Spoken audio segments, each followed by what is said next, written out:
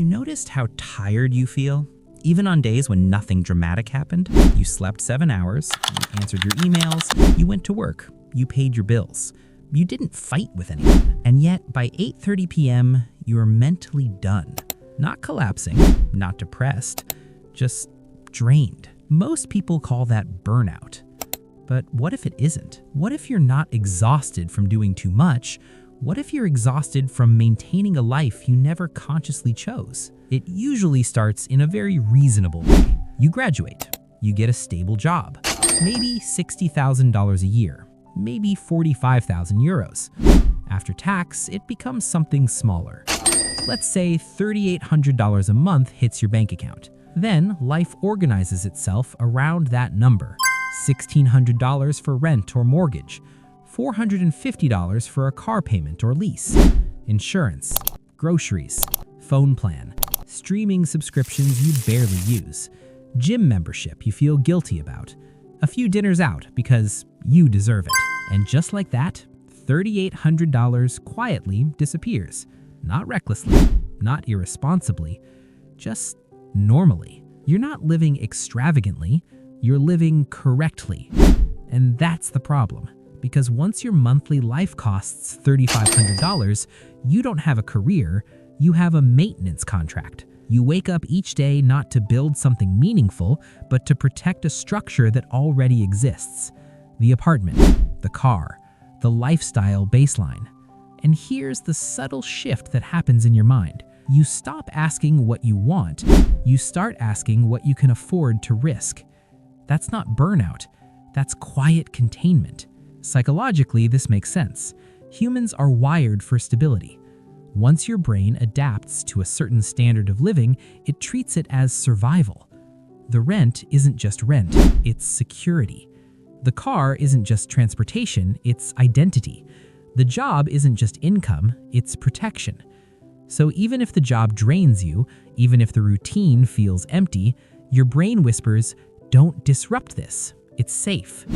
And safety feels responsible, but safety has a hidden cost. When every decision is filtered through, "Will this threaten my current setup?"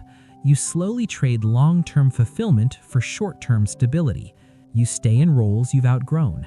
You avoid uncomfortable pivots. You postpone experiments. You tell yourself, maybe later. Later becomes 5 years, then 10. This is why you feel tired, not because you work too hard, but because you're suppressing small internal signals every single day. The signal that says, "I don't actually care about this." The signal that says, "This routine feels mechanical." The signal that says, "I optimized everything except meaning." Suppressing those signals takes energy. A lot of it. And that energy leak feels exactly like burnout, except rest doesn't fix it. Vacations don't fix it. A new productivity system doesn't fix it. Because the problem isn't volume, it's alignment. Look at how the system subtly traps you. You earn more, you upgrade apartments, you finance a better car, you add one more subscription, maybe a nicer neighborhood. Each improvement feels harmless, but each one raises your monthly survival number. And once that number rises, your freedom quietly shrinks. You can't easily downshift. You can't easily explore. You can't easily step back. So you cope. You tell yourself you're just tired. You buy small comforts. You scroll at night to numb the friction. You wait for the weekend.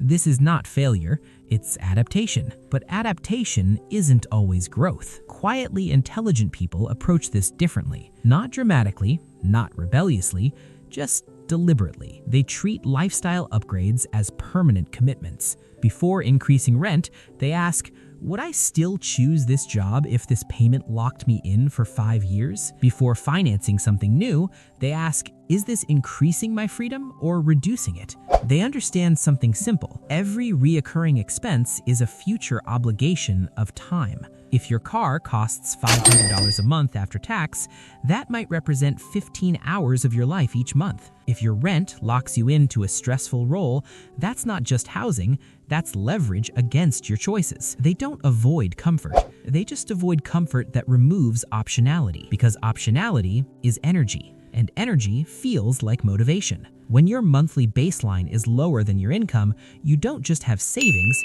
you have breathing room. Breathing room changes how you show up. You negotiate differently. You explore differently. You tolerate less misalignment. You say no more calmly. Not because you're brave, but because you're not cornered. That's the difference. Burnout feels like exhaustion. Containment feels like quiet resentment. And resentment drains far more energy than hard work ever could. So maybe you're not burned out. Maybe you're just maintaining a version of success that doesn't actually fit you anymore. A life that looks stable on paper, but feels slightly foreign inside. The solution isn't quitting everything. It's noticing. Noticing which expenses are buying comfort and which are buying pressure. Noticing whether your routine supports who you're becoming or just who you used to be. Clarity doesn't arrive through hype. It arrives through honest math and honest reflection. You don't need to escape your life. You just need to make sure it's one you'd consciously rebuild. And if this gave you something to think about, you can subscribe for more conversations like this.